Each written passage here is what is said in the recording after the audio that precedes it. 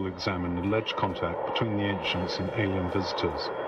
Let's start our discussion in Mexico, a country very rich in traditions, both Aztec and Mayan. There seems to be a relationship between what happened in the past and what's still happening today. We are at the airport of the capital, Mexico City. The radar has shown alien UFOs for some time. The UFO is piloted by someone and under control. Tenemos 6 o 7 reportes de diferentes aeronaves, de diferentes tipos de aeronaves, en los que se incluyen desde 727, DC-9, 737. We had 6 or 7 reports from different airplanes, 727, DC-9, 737, and an AT-47, who have had to veer away from the normal landing route because of UFOs.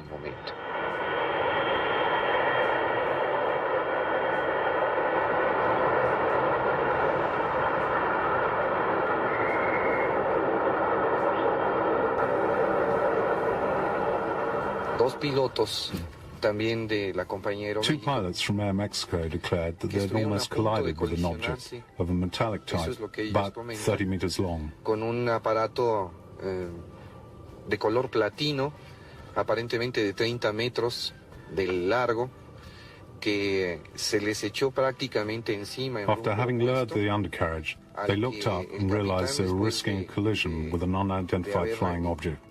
They immediately called the control tower and told them what was happening. Y próximo a tomar la trayectoria final de la pista, al levantar la vista y encontró de frente este objeto de 30 metros de color platino que se les fue encima.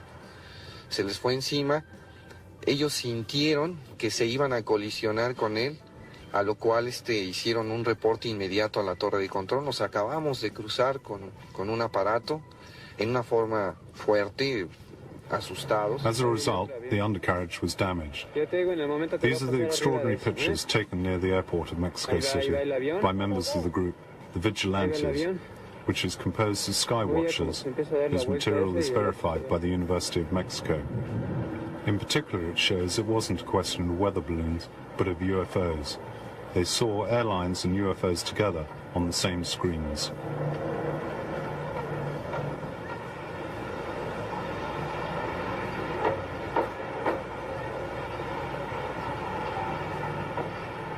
Here is the UFO in the foreground. Y el avión, lo curioso es que brilló igual.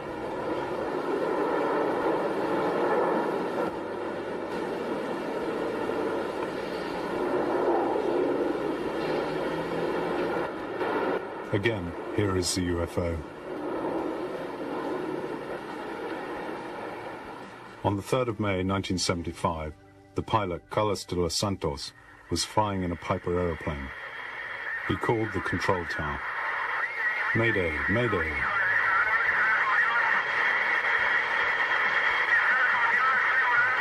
I no longer have control of the plane. I see 3 UFOs flying around me. One has touched the bottom of the plane. The plane is flying without my control.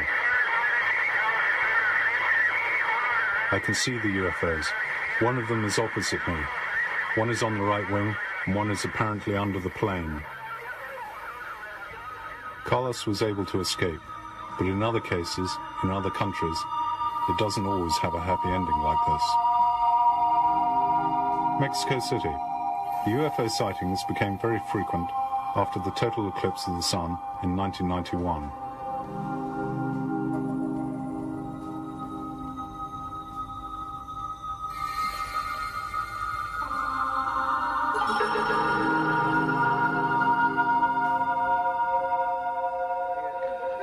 After the eclipse, the Vigilantes organization was born. These are some of their photos. Here is a UFO, which seems to turn in and spiral on itself.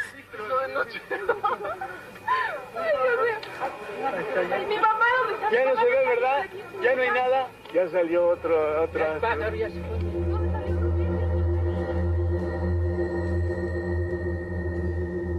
Here is the same object, filmed from a different location.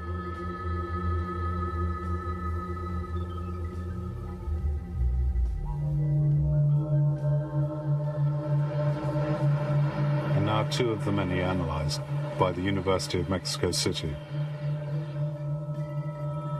The first shows a UFO surrounded by an electromagnetic halo. The second, however, is that of a weather-sounding balloon.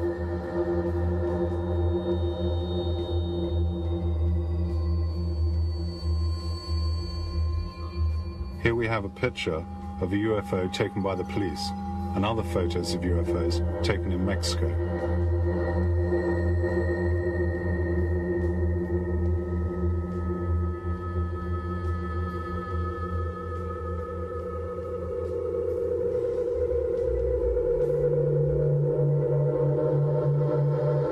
And here is the analysis of that on a computer.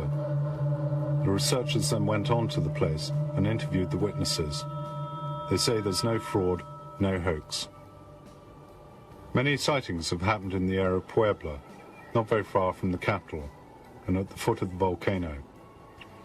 Is there a relationship between sightings and volcanic activity? Here we meet Soledad, a pediatrician with the vigilantes. Una relación muy, muy estrecha en todo esto con los volcanes. Oh yes, there's a very simple relationship between the volcanic activity and the UFO sightings, and I can prove it. 1 week before the eruption, we saw a group of 8 to 10 UFOs, which were moving about frantically, as if they wanted to warn someone. Exactly a week later, there was a volcanic eruption. Una semana después de tanto avistamiento es cuando hace erupción el volcán. This is one of the many photos taken at that time. This is a night sighting filmed by a Mexican cameraman.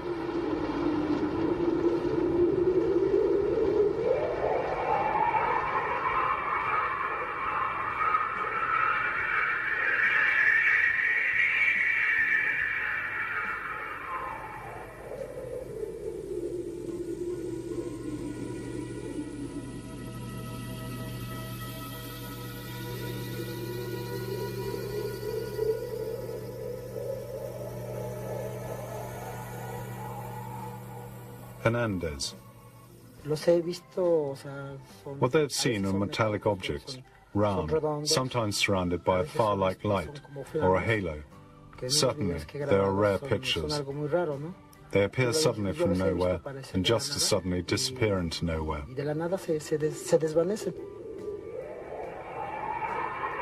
So many people say they're ghosts, magic, but is it an intelligence which has always existed, which has always been in our culture, even in our pre-Hispanic culture? Y eso se plasman a través también de las cosas prehispánicas que encontramos.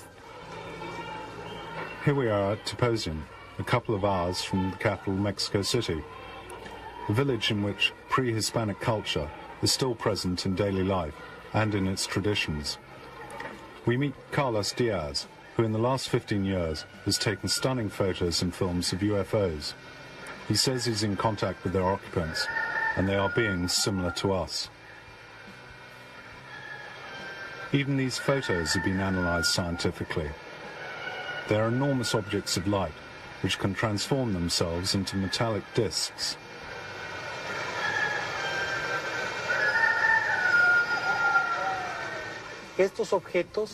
Carlos Diaz. These objects, so many times, have remained motionless, suspended in the air for up to 2 hours, hovering over the mountain, the peak of light, above the horizon for up to 20 minutes. Sometimes they move from one peak to another, very slowly, sometimes, however, incredibly quickly. Muchas veces lo hacen lentamente, lentamente, lentamente. Pero en muchas otras, su movimiento es rápido. Carlos isn't the only one to have seen the UFOs. We've met so many people at Tepoztlán who speak about them as natural things. Mysterious, certainly, but seen by many. A cathedral has been built above the Aztec pyramid, using the material from it as a testimony to one culture superimposed upon another. Carlos. I think that what we call the UFO phenomenon today is what our fathers have always observed. a phenomenon which belongs to reality, which they've always looked at in a natural way, as something normal, without feeling chosen or anything else. They've known these happenings for centuries. Para ellos es algo ya familiar porque se ha visto durante muchísimos años, tal vez muchísimos siglos. The original tradition, Mayan or Aztec, talks of beings coming from the sky, looking like humans, but with extraordinary abilities and knowledge. For this reason, they were seen as gods, coming from other worlds or from other dimensions of reality. This doesn't mean godlike beings, creators of everything, but beings more involved than us, our bigger brothers. The numerous sightings of UFOs in relation to the total eclipse of the sun in 1991 are contained in the old Aztec prophecies. The Mexican journalist Jaime Mausman, one of the most thorough researchers of the phenomenon, talks about them. Here we see an Aztec pyramid which dominates the valley of Teposian. Jaime Mausman. Mexico seems to be a very magical country with magical traditions, old legends, and there are many predictions, prophecies. There are prophecies from the 9th century. That's more than 1,000 years ago. And this prophecy said that we should have big disasters, natural disasters, big confrontations, probably war. They said that the big lords would fall to give new space for the new lords, the new bosses, let's say. And they also said this was the time of the meeting with the masters of the stars. There is another prophecy. This is an Aztec prophecy connected to the eclipse. This eclipse is part of the legend of the eclipses, and this is the sixth sun.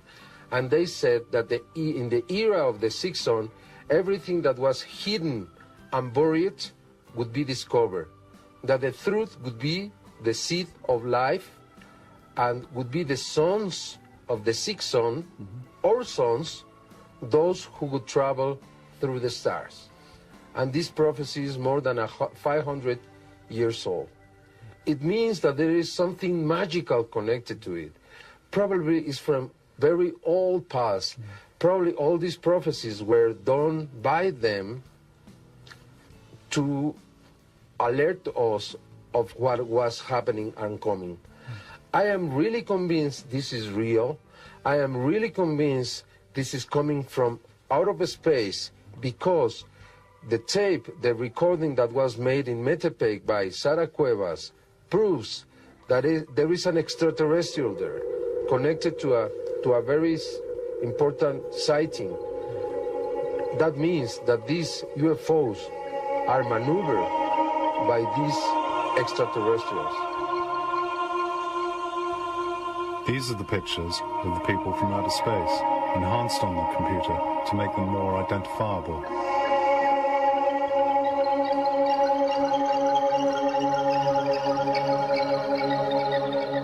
And this is an old Aztec representation of a being coming down from the sky on a cloud, which rules a whole palace, and of a being coming down symbolically on a winged dragon, perhaps their way of indicating a flying object.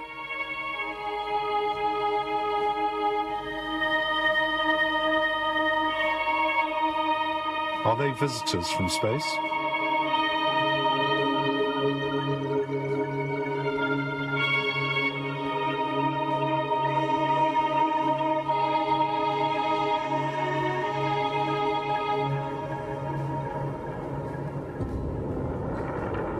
On this base reef, according to many experts, an astronaut is portrayed, sitting down in command of a spaceship.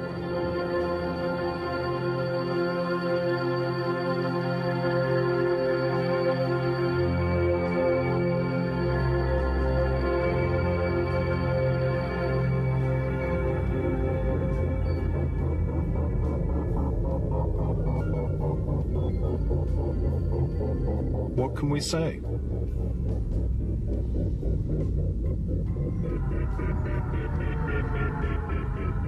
In the old traditions, they talk about beings who came down from the sky to bring culture. Then they went away, saying that one day they would come down the old stairs again.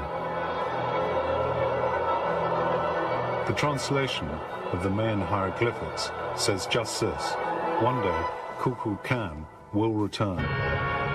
Is he about to? In ancient cultures, beings from the sky were seen as gods. Is it only a fantasy? It seems not. Only a few years ago, anthropologists discovered the same phenomenon, which they called the cargo cult. Whole populations in New Guinea remained in total isolation from our civilization until towards the end of the Second World War. Then they saw helicopters and military planes land on their islands, which were transformed into small bases. To get round the population, the pilots bought gifts. At the end of the conflict, the bases were abandoned.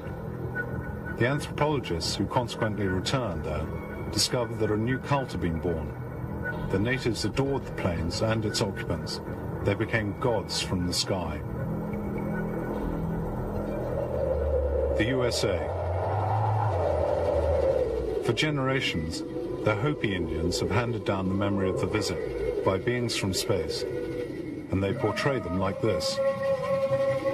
They are the Casina, mysterious beings who brought great teachings.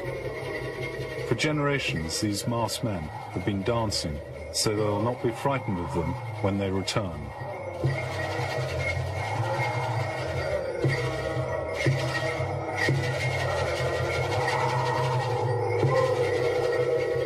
The Casina descended from flying objects that the Hopi portray in these pictures. They believe that one day the Casina will return. Some tribes say that they've been visited in recent years by beings from space.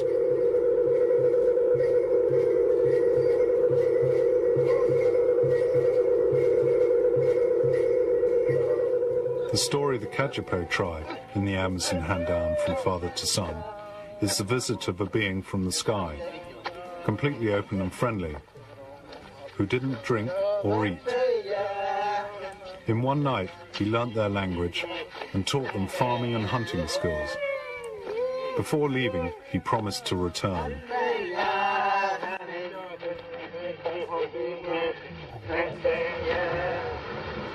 Africa, Mali country of the Dogon, 1946. The old priest, Ogo Tomeli, explained to the anthropologist Marcel Griol their vision of the world. The constellation of Sirius is visible to the naked eye, but Griol was surprised to find that the Dogon knew Sirius B in minute detail, including a very weak star, only visible with powerful telescopes. Sirius B is described as very small, made of very heavy metal, rotating around Sirius A with a cycle of 50 years. All of that is accurate, but that's only been known for a few years. This looks like much more than a mere coincidence.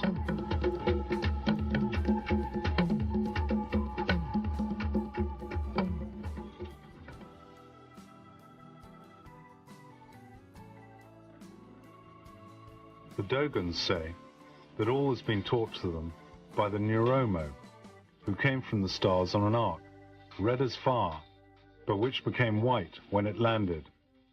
It had a pyramid shape. Surely this sounds like what we now call UFOs. The Dogon, in their feasts, remember the Neuromo as carriers of great wisdom. Even the Dogons say the Neuromo will return. But the UFO phenomenon seems to be present even in the distant past.